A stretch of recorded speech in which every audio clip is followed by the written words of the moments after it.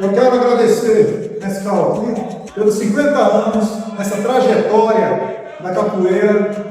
E falar, mestre, que o senhor é o pilar do Ave Branca e o senhor é o representante da capoeira aqui em Brasília. Hoje, o mestre Calvo é reconhecido não só aqui em Brasília, só no Brasil, mas quando se fala em capoeira, se fala do mestre Calvo. É uma lenda da capoeira, uma pessoa muito reconhecida na capoeira, internacionalmente também, e um grande guerreiro. 50 anos de capoeira é uma vida.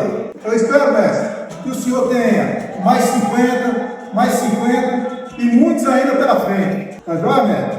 Eu só tenho mesmo a agradecer ao senhor. Então, todo mundo junto aqui, vamos lá?